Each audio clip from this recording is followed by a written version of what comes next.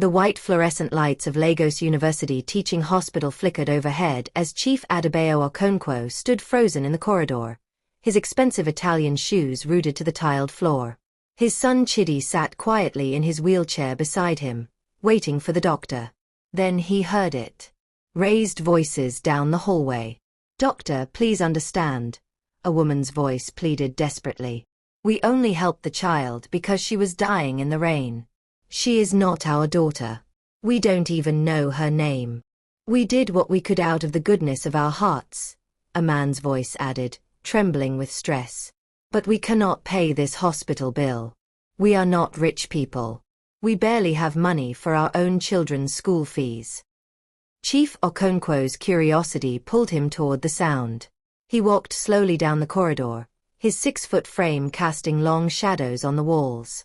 Through the open door of Ward 7, he saw them, a middle-aged couple in modest clothing, their faces etched with the kind of worry that comes from carrying burdens too heavy for ordinary shoulders. A doctor stood before them, his white coat pristine, his face stern.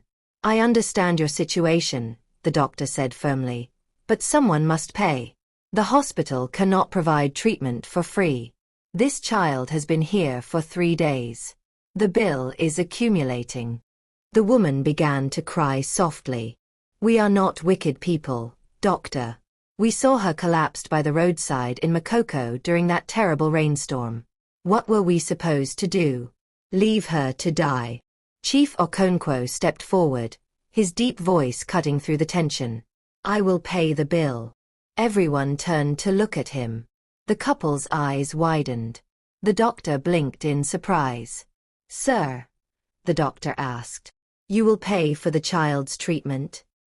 "Yes," Chief Okonkwo said simply, his voice calm but firm. "Every kobo. Whatever it costs." The woman's hands flew to her mouth. "Oh, sir. Thank you, sir. God bless you, sir." Tears streamed down her face. The man bowed his head repeatedly. "Thank you, Oga. Thank you so much. You are a good man." The doctor nodded slowly, relief washing over his face. "Thank you, sir. This is very generous. Let me get the patient's file from her room." He pushed the door wider and stepped inside. Chief Okonkwo glanced through the doorway, and his heart stopped. There, lying on the narrow hospital bed, was a small girl. Her face was pale, her breathing shallow, her thin arms resting on the white sheets. Her hair was rough and uncombed, and even in sleep, her face carried the weight of suffering. But Chief Okonkwo recognized her instantly. His legs nearly gave way. His breath caught in his throat. His eyes filled with tears he couldn't control. "It's her," he whispered, his voice breaking. "It's her." The doctor turned back. "Sir, do you know this child?" Chief Okonkwo took a step into the room, his expensive shoes silent on the cold floor. He stared at the girl as if she were a ghost, a miracle, an answer to prayers he'd been screaming into the sky for weeks. "Yes," he said, his voice thick with emotion. "I know her. I've been looking everywhere for her." The couple looked at each other in confusion. The doctor frowned. Even Chidi, from his wheelchair in the hallway, leaned forward, trying to see. Chief Okonkwo moved closer to the bed. He looked down at the sleeping girl, and a single tear rolled down his cheek.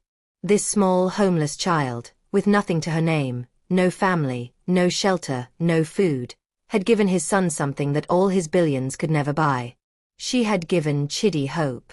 She had made him smile again. She had brought life back into a house that had been drowning in death. And he had failed her. He had moved away without telling her. He had left her searching for them in the cold streets of Lagos. And now, she was lying in a hospital bed, fighting for her life because she had nowhere safe to sleep. "How did we get here?" Chief Okonkwo whispered to himself, his hand gripping the bed rail. How did this child, with nothing, become everything? The doctor waited patiently. The couple watched in silence. And somewhere in Chief Okonkwo's mind, the story began to rewind. Let me take you back to where it all began. Welcome to African Tales. Don't forget to like this video, subscribe, And share it with your friends, and most important thing, turn your notification bell so you can get informed when I dropped another amazing story. Drop your thoughts and reactions in the comments. What would you do if your spouse tried to kill you and you survive? Will you take a revenge or disappear forever? 6 months earlier, the sun rose over Victoria Island, casting golden light across the most expensive neighborhood in Lagos. Behind high walls and electric gates, mansion after mansion stood like monuments to wealth and power. And among them, the largest and most magnificent belonged to Chief Adebayo Okonkwo. The house had 12 bedrooms, a swimming pool shaped like the map of Africa, marble floors imported from Italy, and chandeliers that cost more than most Nigerians would earn in a lifetime. Inside, servants moved quietly through the halls, preparing breakfast, dusting furniture, maintaining the illusion of perfection. But money had no power to bring happiness to this house anymore. Chief Okonkwo sat in his study, staring at a framed photograph on his desk. In the picture, a beautiful woman smiled warmly at the camera. Beside her stood 2 children, a boy and a girl, both grinning with gap-toothed joy. The woman was Ngozi, his late wife. The children were his twins, Chukwudi and Kayamaka. That photograph was taken 3 years ago. Before the accident. Before everything fell apart. Chief Okonkwo's hand trembled as he touched the glass frame. Ngozi, he whispered. I miss you every day. The memory of that terrible day still haunted him like a spirit that refused to rest. It had been a bright Saturday morning. Ngozi had taken the twins to visit her mother in Surulere. Chief Okonkwo had stayed home to handle business calls. He remembered kissing them goodbye at the door. Daddy, when you come back, we go play football. Chukwudi had shouted, his small voice full of excitement. I will bring you akara and pap from Grandma's shop. Kayamaka had added, hugging his leg. Ngozi had smiled at him, that warm smile that made everything in life feel possible. We'll be back by evening, she had said. Those were the last words she ever spoke to him. They were on 3rd Mainland Bridge when it happened. A container truck, overloaded and poorly maintained, lost control. The driver had been speeding, trying to beat Lagos traffic. The massive vehicle swerved across 3 lanes and slammed into Ngozi's Toyota Camry with the force of a bomb. The car flipped twice and crashed through the bridge railing. When the police called, Chief Okonkwo had been in a meeting with Chinese investors. His phone rang 17 times before he answered it. The voice on the other end was shaking. Chief Okonkwo, this is Sergeant Bello from Adeniji Adel Police Station. Sir, there has been an accident involving your wife's vehicle on 3rd Mainland Bridge. Please, sir, you need to come to Lagos University Teaching Hospital immediately. Chief Okonkwo's world stopped turning. He arrived at the hospital within 20 minutes, his driver breaking every speed limit in Lagos. He ran through the corridors, his expensive agbada flying behind him, his heart pounding like a war drum. The doctor met him outside the emergency ward. The look on the man's face told Chief Okonkwo everything before a single word was spoken. I'm very sorry, Chief, the doctor said quietly. Your wife and daughter did not survive. We did everything we could. The world went silent. Chief Okonkwo felt his legs give way. He collapsed against the wall, his mouth open, but no sound came out. The pain was too deep for words. Too deep for tears. It was the kind of pain that breaks a man's soul into pieces too small to ever put back together. And my son, he finally managed to whisper. The doctor's face grew even more grave. Chukwudi survived, but Chief, you need to prepare yourself. His spinal cord was severely injured in the crash. We've done multiple surgeries, but the damage. Chief, your son may never walk again. Chief Okonkwo spent the next 4 months at his son's bedside. The best doctors in Nigeria examined Chidi. Chief flew in specialists from South Africa, from India, from America. He spent millions of naira on surgeries, therapies, experimental treatments. Nothing worked. When Chidi was finally discharged, he came home in a wheelchair. But more than his legs were broken. His spirit was shattered. The boy who once ran through the house laughing, who played football in the compound, who sang loudly in the shower, was gone.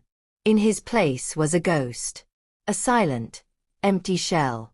Chidi did not speak. He did not smile. He did not cry. He simply stared at walls with dead eyes, trapped somewhere inside himself where no one could reach him.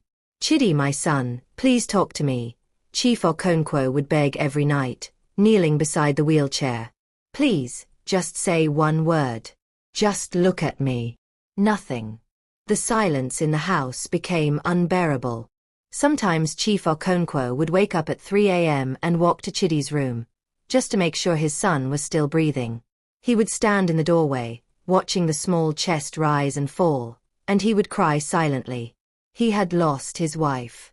He had lost his daughter. And in many ways, he had lost his son too. Agnes, the housemaid who had worked for the family for 15 years, tried her best. She cooked Chidi's favorite meals: jollof rice with fried plantain, pounded yam with a goosey soup, muamua wrapped in banana leaves. She wheeled him to the garden. She read him stories. She played his favorite Afrobeat songs. Chidi never responded. Dr. Adeyemi, the family's doctor, visited every week. Chief, he said during one visit, I've examined Chidi thoroughly. Physically, he's stable. But this silence, this is not just about his legs. He's suffering from severe trauma and depression. He watched his mother and sister die. He lost the ability to walk. For a 12-year-old boy, that's like losing his entire world. What can I do? Chief Okonkwo asked desperately. Tell me what to do. I will do anything. Dr. Adeyemi shook his head slowly. Medicine can only do so much, Chief. Sometimes, healing requires something we cannot prescribe. Sometimes, it requires a miracle. Chief Okonkwo did not believe in miracles anymore. He believed in money, in power, in connections. He made donations to churches and mosques. He hired spiritual consultants. He even visited a traditional healer in a village outside Ibadan, a man who claimed to speak to ancestors. Nothing changed. As months passed, Chief Okonkwo withdrew from public life. He stopped attending board meetings. He stopped going to social events. He barely went to his office. His business partners worried. His friends called to check on him. But he had no energy for anything except watching his son fade away. One morning, as he sat at the dining table eating breakfast alone, Agnes approached him carefully. Sir, she said softly. Yes, Agnes. Sir, we are running low on food items in the kitchen. I need to go to the market. Chief Okonkwo nodded without looking up. Make a list. Take money from my briefcase. Inform Ease, the driver. He will take you. Yes, sir. Before leaving for his office that morning, Chief Okonkwo walked to Chidi's room. He pushed the door open slowly. Chidi sat in his wheelchair by the window, staring blankly at the wall. Chidi, my son, Chief Okonkwo said gently, kneeling beside the wheelchair. How are you feeling today? Silence. I will come back this evening. We can watch a movie together if you want. Any movie you like. No response. Not even a blink. Chief Okonkwo felt his heart crack a little more. He stood up slowly, his shoulders heavy with defeat. Okay. I'll see you later. He walked out of the room, closing the door behind him with a soft click. If only he knew that everything was about to change. That somewhere in the streets of Lagos, a homeless girl with nothing but a kind heart was about to walk into their lives and turn their world upside down. But not yet. First, the darkness had to grow a little deeper. While Chief Okonkwo lived behind high walls in Victoria Island, 14-year-old Amara woke up under Eco Bridge with the sounds of Lagos traffic roaring above her head. The concrete ground was cold and hard beneath the thin cardboard she used as a mattress. Around her, other homeless people were stirring. Old men coughing, women gathering their children, young boys preparing to rush into traffic to beg for money. Amara sat up slowly, rubbing her eyes. Her clothes were torn and dirty. A faded yellow dress that once belonged to someone else, donated to the orphanage years ago. Her hair was matted and rough. Her feet were bare and covered in cuts from walking on hot asphalt and broken glass. But her eyes still carried light. She stretched her thin arms and whispered a prayer in Igbo, the language her mother had taught her before everything fell apart. Chi mu, biko chi mu taa. Nye Mike. My God, please protect me today. Give me strength. Amara's story began in a small village in Enugu State, 3 years ago. She remembered the green hills, the red earth, the sound of her mother singing while cooking in their small kitchen. She remembered her father's deep laugh, her younger brother's constant questions, the way the whole family would sit under the mango tree in the evening, sharing stories and roasted corn. Then the attack came. She still heard the screams sometimes, late at night when she tried to sleep. The herdsmen had come at dusk, armed with machetes and guns, shouting and setting houses on fire. Her father had grabbed her and her brother and whispered urgently, "Run to the forest. Hide. Don't come out until morning." Amara had run. She had hidden behind thick bushes, her hand covering her brother's mouth to keep him quiet. They heard gunshots. They heard screams. They heard their mother's voice calling their father's name. Then, silence. When they emerged the next morning, their village was destroyed. Houses burned. Bodies scattered. Their parents were gone. A government vehicle came and took the surviving children to Lagos. They promised care and education. Instead, Amara and her brother were dumped at an orphanage in Surulere, a crumbling building run by a woman everyone called Mama Kemi. Mama Kemi was evil disguised as charity. She fed the children 1 meal a day, watery gari with no soup. She forced them to work, washing, cleaning, fetching water from morning till night. She beat them for small mistakes. But the worst part was what Amara discovered 6 months ago. Children were disappearing from the orphanage. They would be there one day, and gone the next. Mama Kemi would say, "Oh, they got adopted by a nice family." The children would clap and celebrate, hoping they would be next. But Amara's best friend, Chioma, had disappeared that way. And before she left, Chioma had hugged Amara and whispered fearfully, "I heard Mama Kemi talking on the phone. She was collecting money. Amara, I don't think this is adoption. I think she's selling us." 2 weeks later, Chioma was gone. Amara had cried for days. Then one night, she overheard Mama Kemi talking to a strange man in her office. Yes, I have 3 more girls ready. Healthy, obedient, ages 9 to 13. You will pay the usual price? Good. Come next week." Amara's blood ran cold. She understood everything in that moment. This was not an orphanage. It was a market. And children were the goods being sold. That very night, while everyone slept, Amara climbed through the window of the dormitory and ran. She ran through the dark streets of Surulere, ran until her lungs burned and her feet bled, ran until she could not run anymore. She collapsed somewhere in Yoba. When she woke up the next morning, she was homeless, alone, with nothing. But she was free. For the past 6 months, Amara had survived on Lagos streets the only way she could. She sold pure water in traffic, shouting, "Pure water. Cold pure water," until her voice went hoarse. She begged outside churches on Sundays. She ate from trash bins behind restaurants. She slept wherever she could find space, under bridges, in abandoned buildings, in the corners of bus stops. Lagos was not kind to homeless children. Older street boys tried to recruit her into pickpocketing gangs. She refused and they beat her. Area boys demanded she pay them protection money, or they would chase her away. She learned to run fast. Men in cars would stop and offer her money to come inside for a short time. She learned to recognize danger and disappear. But through it all, Amara never lost one thing: her voice. Her mother had taught her traditional Igbo songs, healing songs, celebration songs, songs for planting season and harvest time. At night, when the streets grew quiet and fear crept into her heart, Amara would sing softly to herself. The songs reminded her that she was not just a homeless girl. She was Amara, daughter of Nkem and Obiora, from a proud Igbo family. She carried their memory in her blood and their songs on her tongue. One morning, she woke up hungrier than usual. She had not eaten anything the previous day. Her stomach cramped and growled. She needed to make money quickly. She gathered her small bag, a torn cloth sack containing everything she owned, one extra piece of cloth, a small comb with missing teeth, and a faded photograph of her family that she had rescued from the orphanage. She walked toward Lekki, where rich people lived. Rich people sometimes gave more money when they saw homeless children.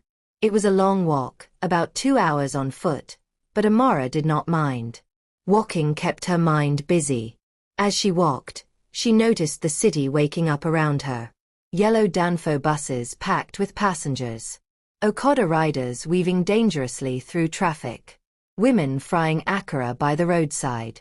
The smell of fresh bread from a bakery. The shouts of conductors. Oberland, Oberland. One more passenger. Lagos was chaos and beauty mixed together. When she reached Lekki, her eyes widened. The houses here were like palaces. High walls. Security cameras. Expensive cars parked in driveways.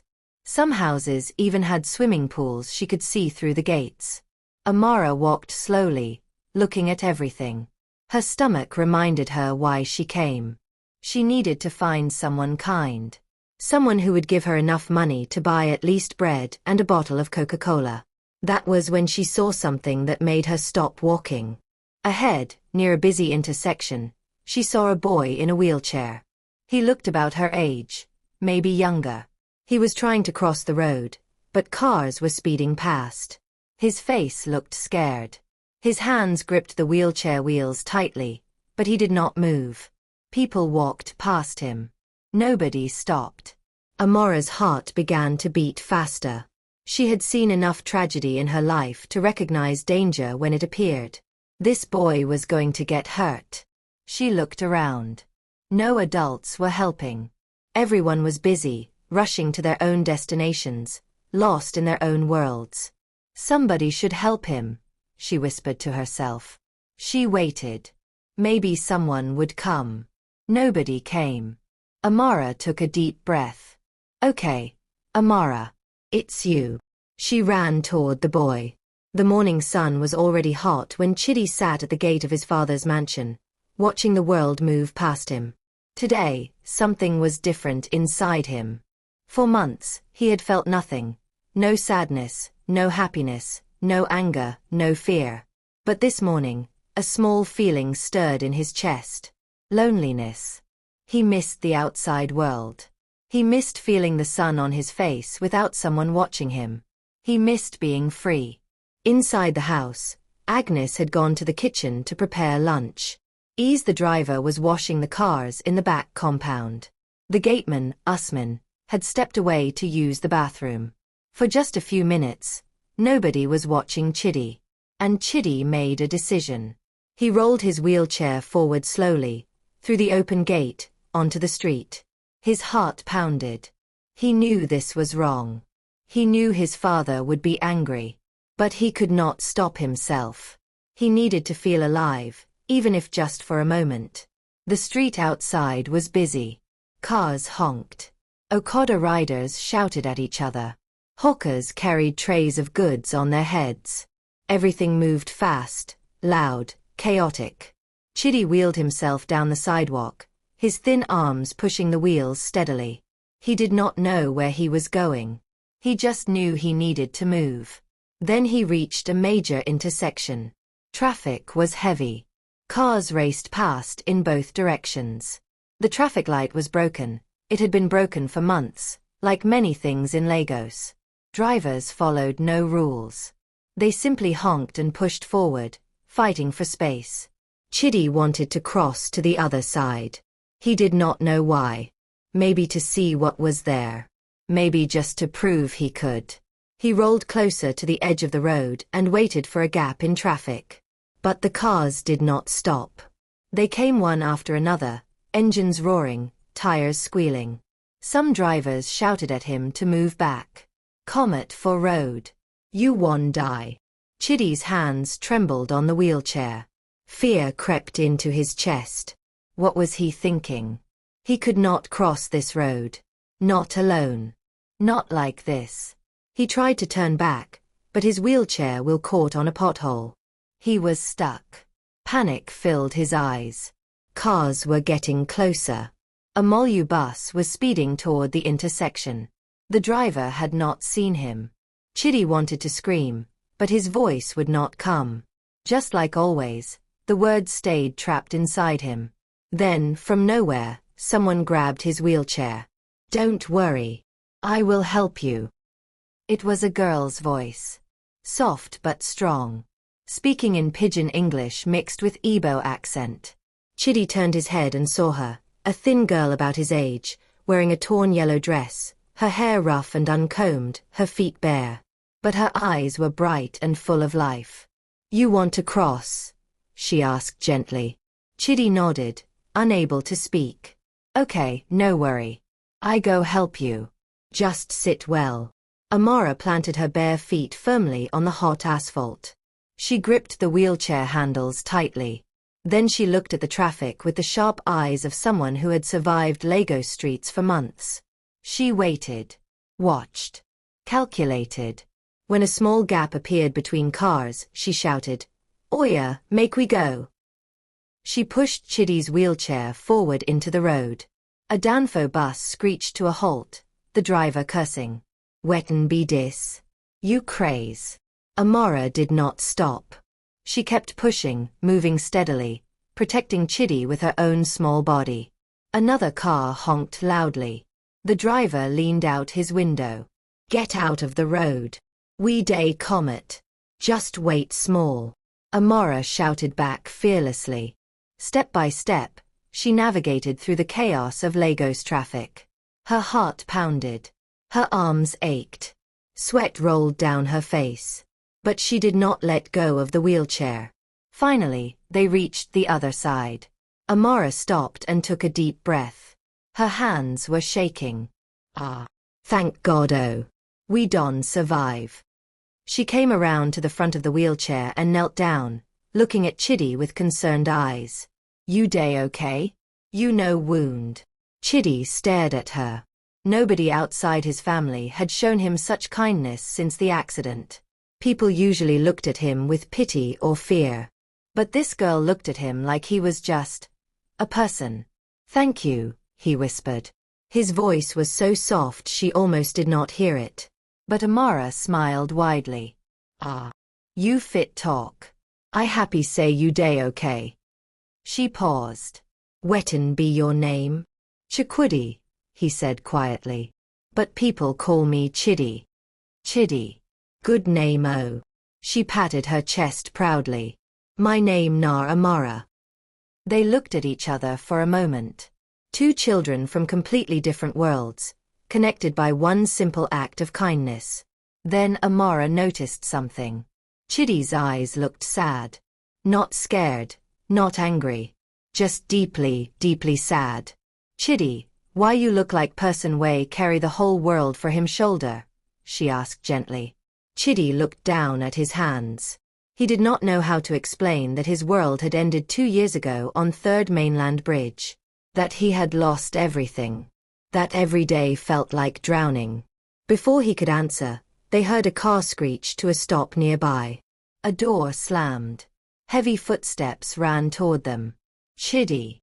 It was Chief Okonkwo's voice, filled with fear and anger. Chitty's body went stiff. He lowered his head. Chief Okonkwo had been searching frantically for 20 minutes. When he came home from the office for lunch and found Chitty missing, his heart had nearly exploded. He had jumped into his Mercedes and driven through every street nearby, his hands shaking on the steering wheel, his mind screaming, not again. I cannot lose him too. Then he had seen them, his son in the wheelchair, and a strange homeless girl kneeling beside him. Chief Okonkwo ran to Chitty and grabbed his shoulders. Chitty, what were you thinking? Do you want to kill me with worry? Do you want me to bury my last child too? His voice cracked. There were tears in his eyes. Chidi said nothing. He just stared at his lap. Chief Okonkwo took control of the wheelchair immediately, his fear turning into anger, anger born from love, from terror of loss. He did not even look at Amara. He did not say thank you. He did not acknowledge her at all. He simply lifted Chidi into the back seat of the Mercedes, folded the wheelchair quickly, threw it in the trunk, and drove away. The car disappeared down the street, leaving a cloud of dust behind. Amara stood there alone on the sidewalk, her hands slowly dropping to her sides. She watched the expensive car fade into the distance until it became just another small in the chaos of Lagos. She did not feel angry. She understood fear when she saw it. That man loved his son. That was clear. But she felt something else. She felt invisible.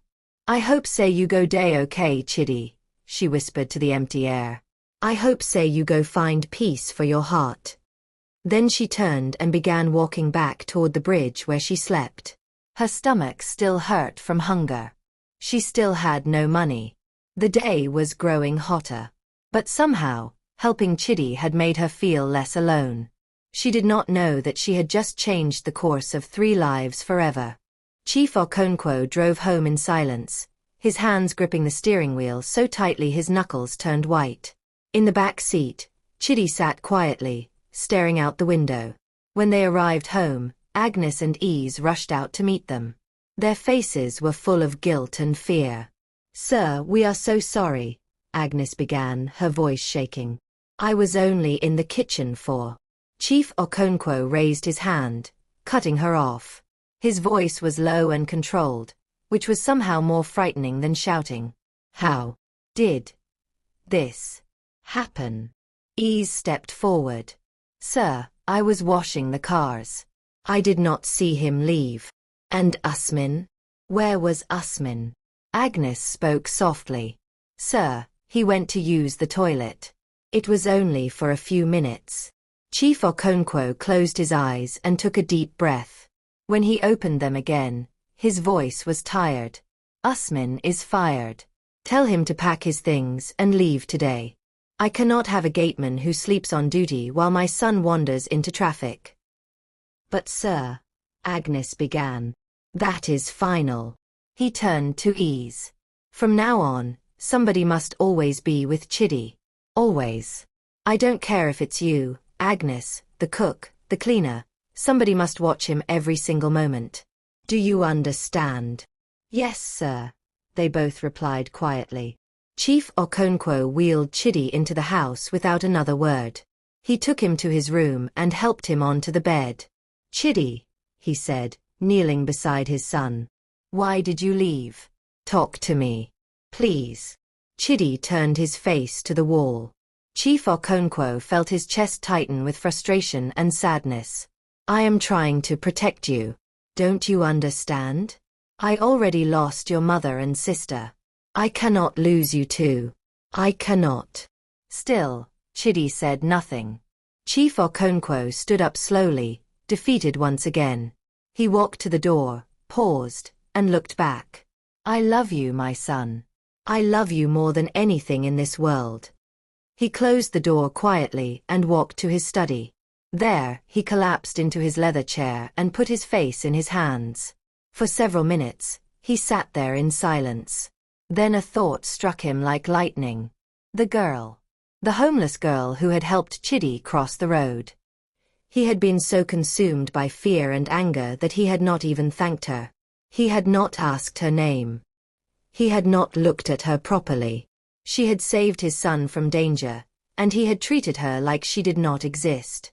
Shame washed over him. "What kind of man am I?"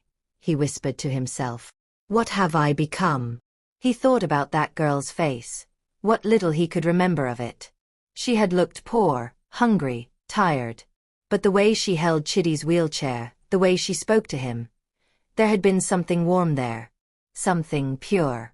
Chief Okonkwo made a decision. If he ever saw that girl again, he would thank her properly. He would help her. It was the least he could do. But Lagos was a city of 20 million people. What were the chances he would ever see her again? 1 week passed. Chidi remained locked in his silence. Chief Okonkwo tried everything. New toys, new movies, new video games. Nothing worked. Then, one morning, something strange happened. Chief Okonkwo was working in his study when he heard a sound through the window. At first, he thought it was the radio. But no, this was coming from outside. Someone was singing. He stood up and walked to the window. His study overlooked the front compound, near the gate. There, sitting cross-legged just outside the fence, was a girl. The same girl from the road. She wore the same torn yellow dress.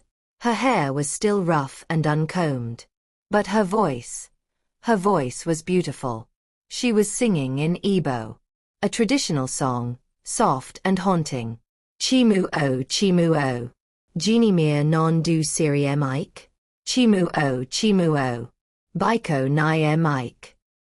My God, oh my God. Why is life so difficult for me? My God, oh my God.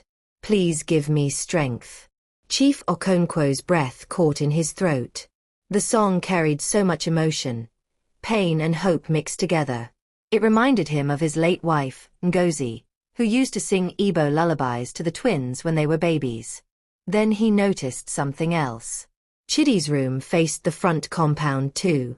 And through Chidi's window, he could see movement. Chidi had wheeled himself to the window. He was looking out at the girl. And his lips were moving. He was humming along. Chief Okonkwo could not believe his eyes. His son, who had not made a sound for months except to give one-word answers, was humming. His shoulders were swaying gently. There was light in his eyes. Tears filled Chief Okonkwo's eyes, but this time they were tears of hope. He did not want to interrupt. He did not want to break the spell. He just stood there, watching his son come alive again, even if just for a moment. Amara finished her song.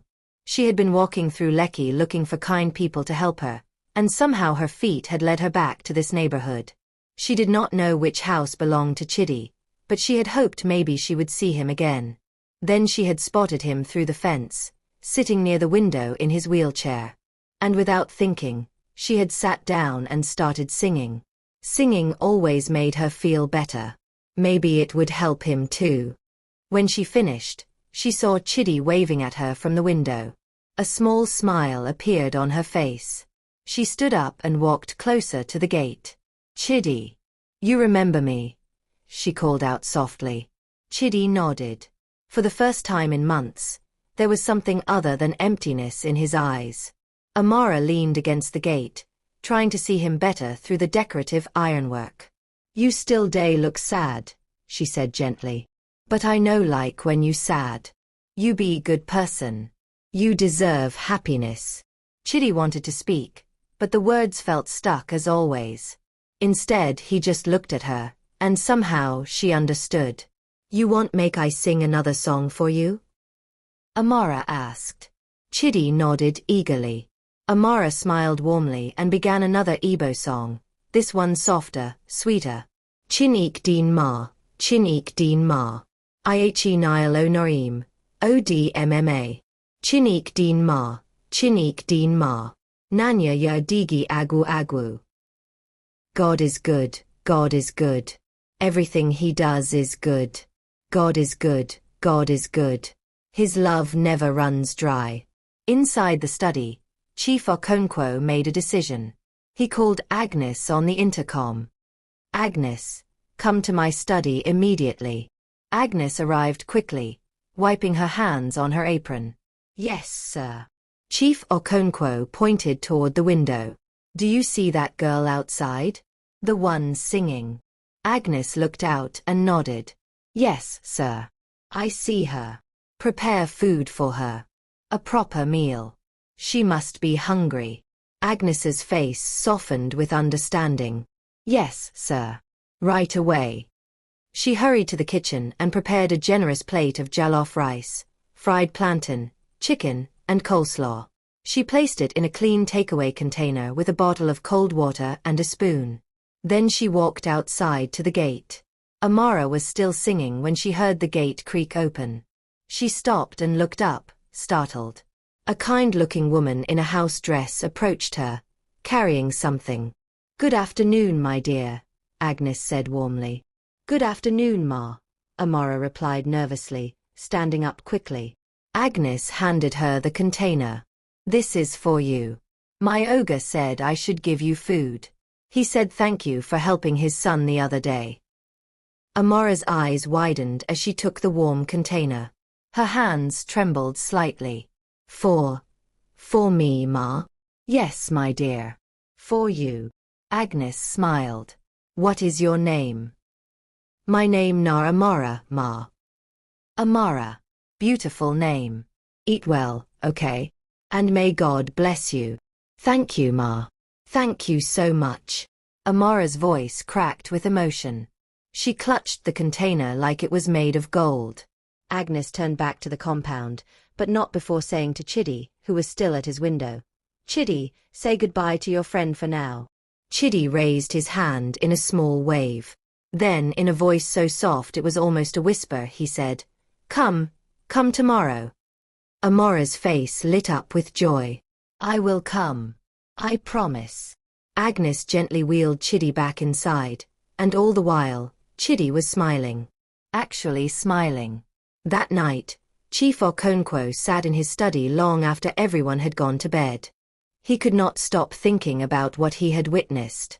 A homeless girl, with nothing to her name, hungry, suffering, had walked up to his gate and done something extraordinary. She had made his son smile. Not with money. Not with medicine. Not with therapy. Just with her voice. With her kindness. With her presence. "How can someone who has nothing give so much?" he whispered to the darkness. He thought about all the wealthy people in his life. The business partners who smiled to his face and plotted behind his back. The society women who offered sympathy but gossiped about his tragedy. The relatives who visited only when they needed favors. And then this child. This homeless, nameless child who asked for nothing and gave everything. Something shifted in Chief Okonkwo's heart that night. Something he had thought was dead began to wake up. Hope. Meanwhile, under Eco Bridge, Amara sat with her back against a concrete pillar, slowly eating the food Agnes had given her. Each bite was heaven. The jollof rice was perfectly seasoned, the plantain was sweet, the chicken was tender. She ate slowly, savoring every morsel, making it last as long as possible. When she finished, she carefully folded the empty container and placed it in her cloth bag. She could wash it and sell it at the market for a few naira. But more than the food, what filled her heart was the memory of Chidi's smile. That small, shy smile that had appeared when she sang. "He fit smile," she whispered to herself happily. "That means say he go day okay. God go heal am." She pulled out her faded family photograph and looked at it in the dim light from a nearby street lamp. Her mother's face smiled back at her. "Mama," she whispered in Igbo, "I think I make one friend today. E be like say this boy need me. I go continue to help am." She kissed the photograph and carefully tucked it back into her bag. Then she lay down on her cardboard mat, using her cloth bag as a pillow. For the first time in months, Amara went to sleep with a full stomach and a happy heart.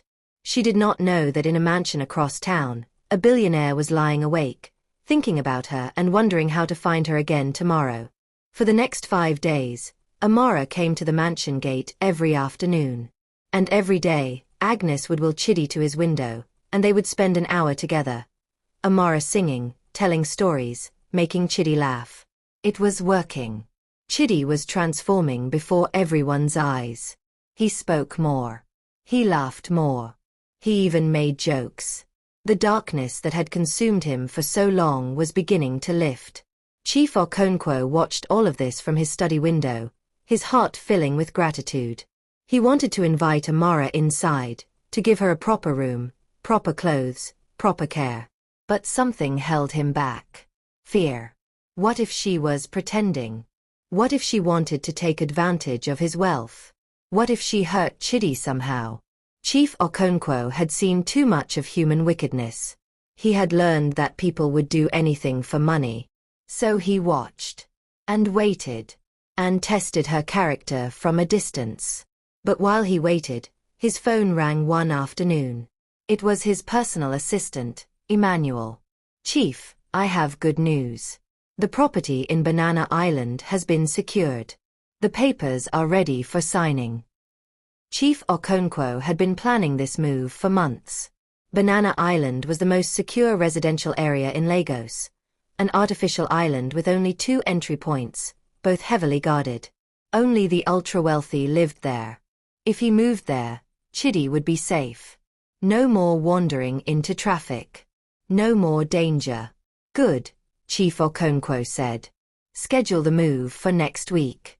I want everything done quietly and quickly." "Yes, Chief. I will handle everything." Chief Okonkwo hung up and looked out at Chidi and Amara. The girl was teaching Chidi a hand-clapping game, and they were both laughing. He told himself he was making the right decision. Safety first. Always safety first. He did not stop to think about what this move would mean for Amara. The move happened on a Sunday night. Chief Okonkwo hired professional movers who worked through the night, packing everything silently and efficiently. By Monday morning, the Victoria Island mansion was empty. The new Banana Island mansion was even more magnificent than the old one.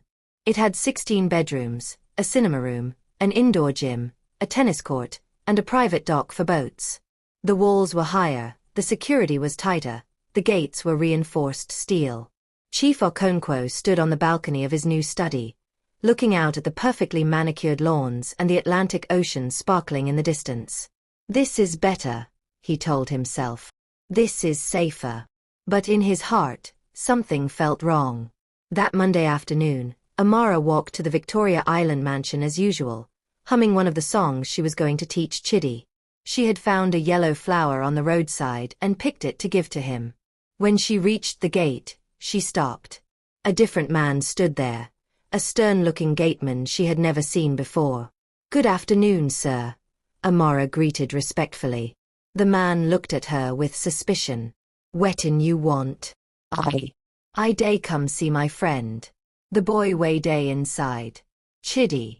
The gateman frowned. "Which Chidi?" "No Chidi day here." Amara's smile faded. "The boy for wheelchair. The one way his papa be chief." "Ah." The gateman's face cleared with understanding. "That family don move comet for here. They pack go another place yesterday night." Amara felt like someone had poured cold water on her heart. "Move. Move to where?" The gateman shrugged. "How I go know. Not only security man I be. But them don go. House don empty." Amara stood there, unable to move. The yellow flower fell from her hand. So e no go come back?" "No. Them don go for good." Amara nodded slowly. "Okay. Thank you, sir." She turned and walked away, her steps slow and heavy. She did not notice the flower she had dropped lying in the dust behind her. As she walked back toward Eco Bridge, tears began to roll down her cheeks. She tried to wipe them away, but they kept coming. "Why them no tell me?" she whispered. "I for at least say goodbye." She felt foolish. Stupid. Of course they did not tell her. She was nobody. Just a homeless girl who came to sing at their gate. Did she really think she was important to them? But Chidi had smiled at her. Chidi had laughed with her. Chidi had said, "Come tomorrow." That had to mean something. Didn't it? By the time she reached a sleeping spot under the bridge, Amara's heart felt heavy like a stone. She sat down on her cardboard and pulled out her family photograph. "Mama," she whispered, "I think I lose another friend again. I think say I be alone again." She lay down and curled into a ball, holding the photograph close to her chest. The sounds of Lagos traffic roared above her head, but she barely heard it. She had survived losing her parents, her village, her brother. She had survived the evil orphanage and the dangerous streets. But somehow, losing Chidi hurt in a different way. Because for just 5 days, she had felt like she mattered to someone. Meanwhile, in Banana Island, Chidi sat in his new room, staring out at the ocean. The room was bigger than his old one. The bed was softer. The view was beautiful. But he did not care about any of it. "Where is Amara?" he asked Agnes, who was unpacking his clothes. Agnes paused. She had been dreading this question. "Chidi, your father thought it was best to move to a safer place. For your protection. But where is Amara? Did you tell her we moved?" Agnes looked down at her hands. "No, Chidi. We moved very quickly." Chidi's face hardened with anger, an emotion he had not shown in months. "So she doesn't know where we are? She's going to go to the old house and we won't be there. Chidi. She will think we left her. She will think we didn't care about her." His voice broke. For the first time since the accident, Chidi began to cry. Not silent tears, but loud, body-shaking sobs. Agnes dropped the clothes and rushed to him. "Chidi, please. I want Amara. I want my friend. Bring her back." He covered his face with his hands and cried like a small child who had lost something precious. Agnes held him, her own eyes filling with tears. "I'm sorry, Chidi. I'm so sorry." Chief Okonkwo, who had been walking past the room, heard the crying and came inside. When he saw his son's anguish, his heart cracked. "Chidi, what's wrong?" Chidi looked up at his father with red, swollen eyes. "You took me away from Amara. She was my friend. The only friend who made me feel happy. And now she's gone and she doesn't even know why." Chief Okonkwo knelt beside the wheelchair, stunned. He had been so focused on physical safety that he had forgotten about emotional safety. He had forgotten that his son's heart needed protection too. I was trying to keep you safe," Chief Okonkwo said weakly. "I don't want to be safe," Chidi shouted. "I want to be happy. Amara made me happy. And now she's gone." He turned his wheelchair away from his father and rolled to the window, his shoulders shaking with sobs. Chief Okonkwo stood there, frozen. He had made a terrible mistake. That night, he called Emmanuel, his PA. "Emmanuel, I need you to find someone. A young girl, about 14 years old. Her name is Amara. She used to come to our old house in Victoria Island. She's homeless, lives on the streets. I need you to find her. Chief, Lagos is a big city. I don't care how big Lagos is. Find her. Use whatever resources you need. Hire private investigators if necessary. Just find her." "Yes, Chief. I will start immediately." But finding one homeless girl in a city of 20 million people was like searching for a single grain of sand on a beach. The search began. 2 weeks passed. Emmanuel and his team searched everywhere. They went back to the Victoria Island mansion and questioned the new gateman. They searched the slums of Makoko. They visited homeless shelters. They showed Amara's description to street vendors and bus conductors. Nothing. It was as if she had disappeared into thin air. Meanwhile, Chidi's condition worsened. He stopped eating properly. He stopped smiling. The light that Amara had brought to his eyes faded away again. He was sinking back into the dark place where he had lived for so long. Dr. Adeyemi came for a home visit and examined Chidi. Afterward, he spoke privately with Chief Okonkwo in the study. "Chief, I've examined your son thoroughly. Physically, he's stable. But emotionally..." The doctor shook his head. "He's regressing. Whatever breakthrough he had experienced is being undone." "I know," Chief Okonkwo said quietly, his voice heavy with guilt. "It's my fault. I took away the one person who made him happy." Dr. Adeyemi leaned forward. "Chief, I've told you this before. Sometimes healing requires more than medicine. Your son's body can walk again with therapy, yes. But his spirit needs something else. He needs connection. He needs purpose. He needs love. I love him. I know you do. But he needs more than a father's love. He needs a friend. And it sounds like he found one." This girl, Amara, she did something no doctor, no therapist, no medication could do. She gave him hope. Chief Okonkwo closed his eyes. I'm trying to find her. But Lagos is too big. Then try harder, Chief. Because if you don't find her soon, I'm afraid your son will retreat so deeply into himself that we may never get him back. Those words haunted Chief Okonkwo for days. Meanwhile, Amara's situation grew desperate. She had not eaten properly in days. The rainy season had begun, and she had nowhere dry to sleep. Every night, she huddled under Eco Bridge, shivering and wet, hunger gnawing at her stomach. She tried to stay strong. She sang her songs to comfort herself. She looked at her family photograph and remembered her mother's words.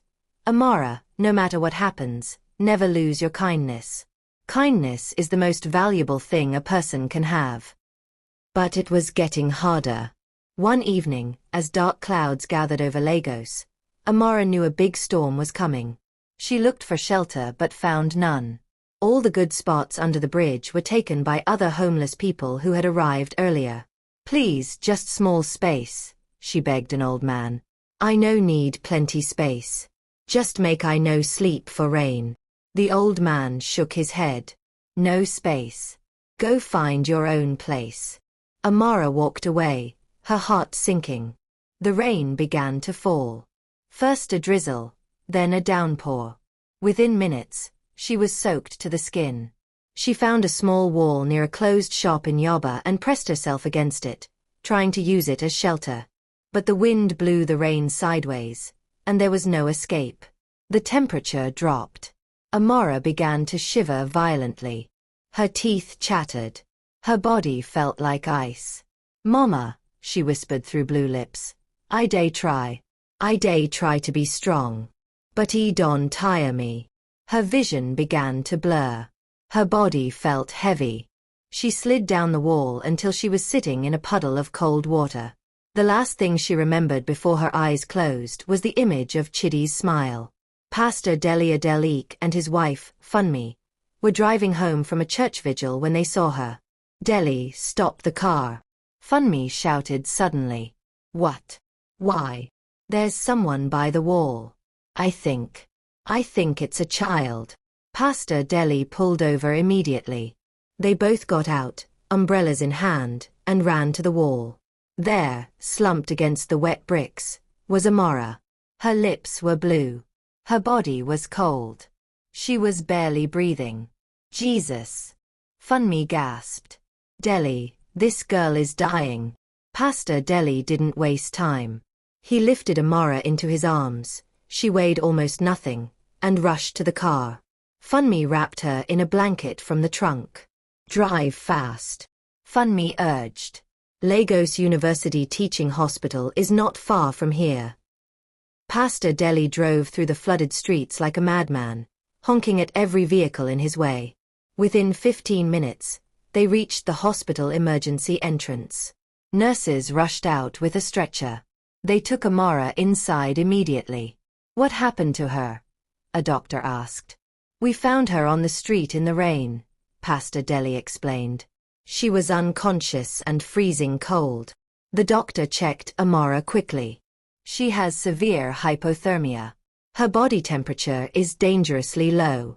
We need to warm her up slowly and carefully. If you had found her any later, she might have died. Funmi's hands flew to her mouth, tears streaming down her face. Thank you, Jesus. Thank you for putting her in our path. Over the next 3 days, Pastor Deli and Funmi visited Amara every day, even though they didn't know her. They brought her food. They sat by her bedside. They prayed for her. But they could not pay her hospital bill. They were not wealthy people. Pastor Deli was a pastor of a small church in Mushin, and Funmi was a primary school teacher. They had 5 children of their own to feed. On the 3rd day, the hospital administrator called them to his office. Pastor Madam, we appreciate what you did for this child. You saved her life. But someone must pay her bill. We cannot continue to provide treatment without payment. Pastor Deli's face fell. Sir, we don't have the money. We wish we did, but... Then what do you propose we do? Funmi spoke up, her voice shaking. Please, sir, just give us a few more days. We will find someone to help. Maybe our church members can contribute. Madam, this hospital is not a charity. We have bills to pay, staff to pay. We understand, sir. Please, just a few more days. The administrator sighed. Fine. 3 more days. But that's all. That same afternoon, Chief Okonkwo brought Chidi to the hospital for his monthly checkup. Dr. Adeyemi examined Chidi and gave his report, but Chief Okonkwo barely listened. His mind was elsewhere, consumed with worry about his son and guilt about Amara. After the checkup, Chief Okonkwo wheeled Chidi down the hallway toward the exit. That was when he heard familiar voices arguing ahead. He slowed down, listening. Doctor, please understand. We only helped the child because she was dying in the rain. She is not our daughter. We don't even know her name. Chief Okonkwo froze. We did what we could out of the goodness of our hearts, a man's voice added. But we cannot pay this hospital bill. We are not rich people. Something stirred in Chief Okonkwo's chest. Curiosity. Compassion. Something. He wheeled Chidi closer to the sound and looked through the open doorway of Ward 7. There stood Pastor Deli and Funmi, looking desperate and helpless. A doctor stood with them, holding a file. And on the bed behind them, Chief Okonkwo's breath stopped. It couldn't be. But it was. Lying on that hospital bed, pale and thin and weak, was Amara, the homeless girl who had helped his son. The girl who had made Chidi smile. The girl he had been searching for desperately for 2 weeks. She was right here. In this hospital. At this exact moment. Chief Okonkwo felt his knees go weak. His eyes filled with tears. It's her, he whispered, his voice breaking. It's her. And in that moment, Chief Adebayo Okonkwo understood something profound. God's timing was never wrong. I will pay the bill, Chief Okonkwo said, stepping forward into the room. Everyone turned to look at him. Pastor Deli, Funmi, and the doctor all stared in surprise. Sir? The doctor asked, confused. You will pay for this child's treatment? Chief Okonkwo nodded, his eyes never leaving Amara's sleeping form. Yes. Every single kobo. Whatever it costs. Funmi's hands flew to her mouth. Oh, sir. God bless you. God bless you abundantly. Pastor Deli bowed his head gratefully. Sir, thank you. You are an angel sent by God. Chief Okonkwo barely heard them. He moved closer to Amara's bed, his heart pounding. She looked so fragile, so small. How had she survived on the streets for so long? How had someone so vulnerable managed to stay alive in Lagos? The doctor cleared his throat. Sir, let me get her medical file. I'll prepare the bill immediately. As the doctor stepped out, Chief Okonkwo gently touched Amara's hand. It was warm now, but he could see the effects of her suffering. The cuts on her feet, the bruises on her arms, the hollowness in her cheeks from malnutrition. I'm so sorry, he whispered. I'm so sorry I left you. Behind him, Chidi sat in his wheelchair, his eyes wide. Papa. Is that really Amara? Chief Okonkwo turned to his son. For the first time in weeks, he saw hope in Chidi's eyes again. Yes, my son. It's her. We found her. Chidi wheeled himself closer, his hands trembling. Is she going to be okay? Yes, Chief Okonkwo promised. She's going to be fine.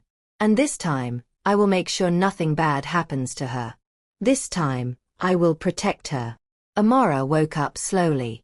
Her head felt heavy, and her body ached. Where was she? This wasn't the hard ground under Eco Bridge. This was soft, comfortable. She opened her eyes and saw a white ceiling, white walls, and medical equipment around her. A hospital. How did she get here? The door opened, and a tall, well-dressed man entered. Amara recognized him immediately.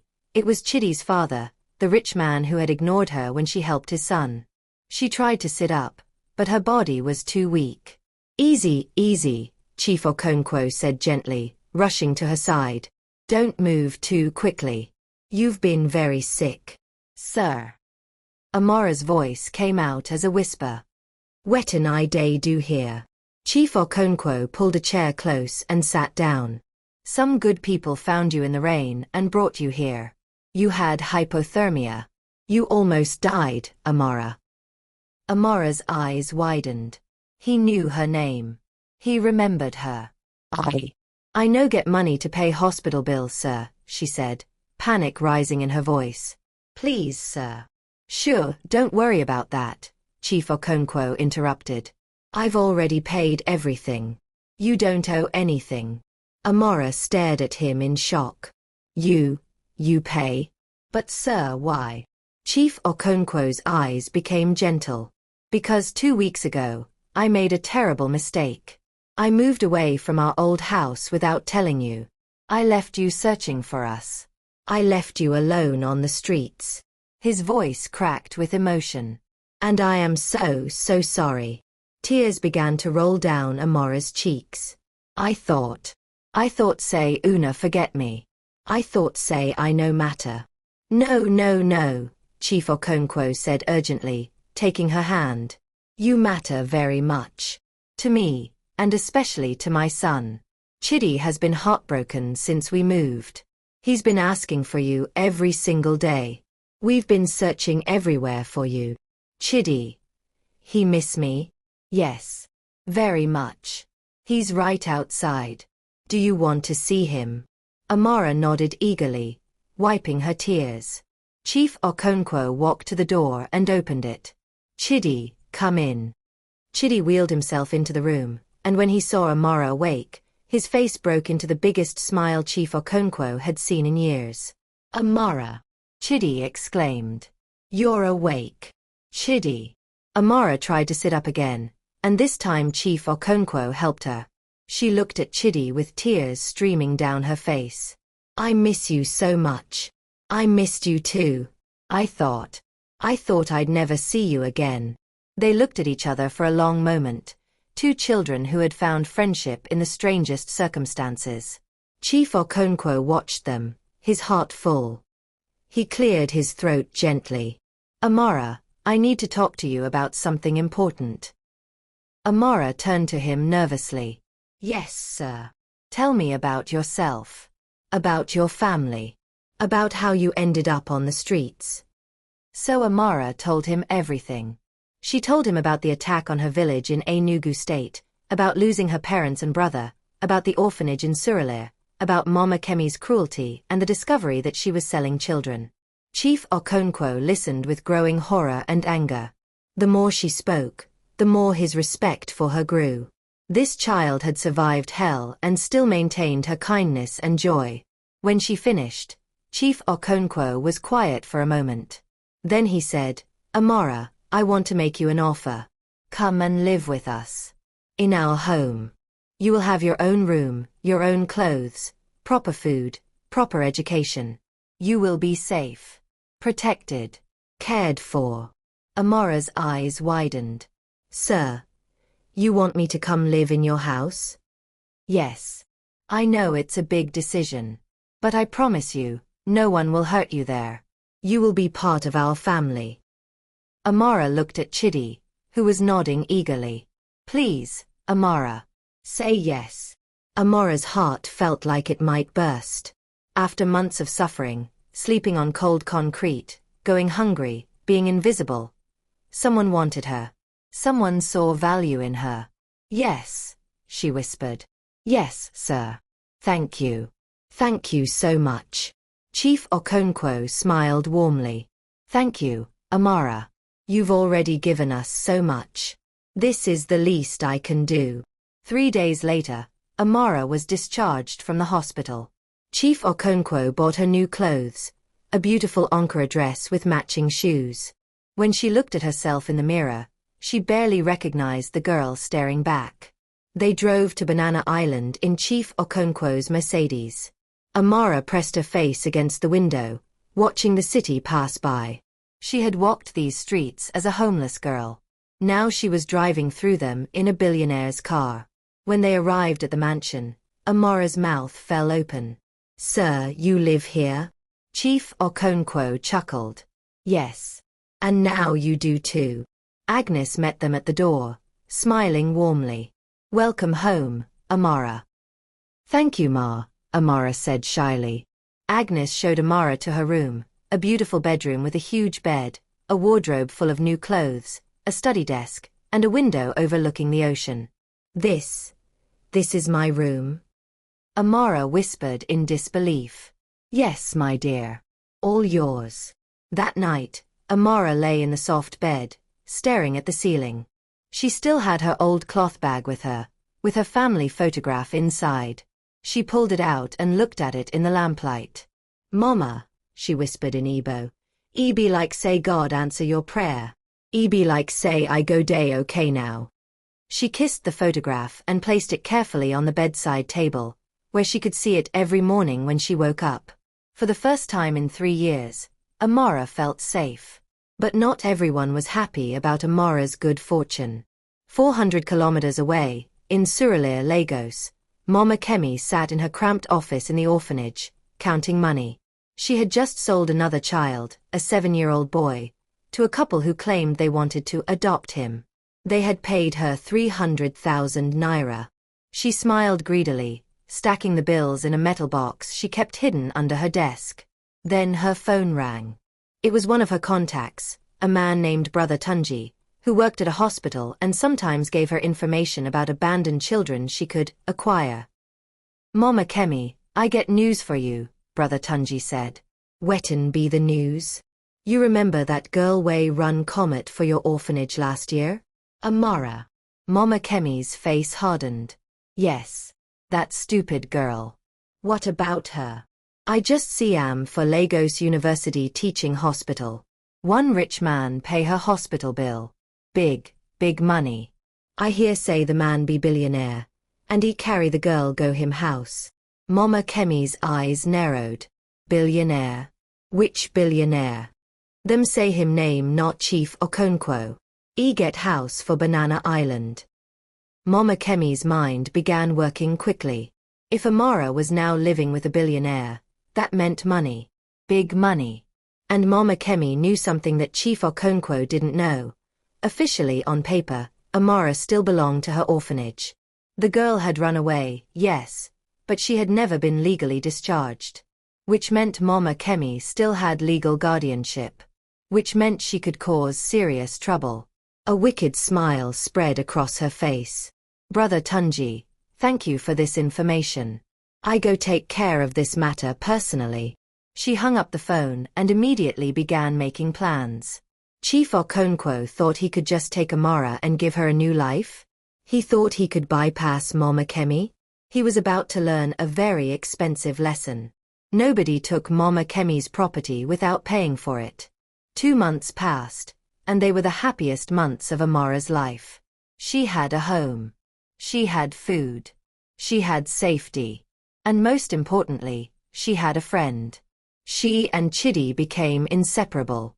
Every morning, they had breakfast together. Every afternoon, Agnes would will Chidi to the garden where he and Amara would study together. Chief Okonkwo had hired private tutors to help Amara catch up on her education. In the evenings, Amara would sing for Chidi, teaching him traditional Igbo songs her mother had taught her. Chidi would teach her how to play video games and watch Nigerian movies together. The house that had been filled with silence and grief was now filled with laughter and life. But more importantly, Chidi was getting stronger. Dr. Adeyemi visited regularly for physical therapy sessions. At first, Chidi could barely lift his legs. But with Amara cheering him on, encouraging him, believing in him, he began to improve. "Come on, Chidi. You can do it," Amara would shout during therapy sessions. "Just small. You go fit." Chidi would grit his teeth and push harder, not wanting to disappoint her.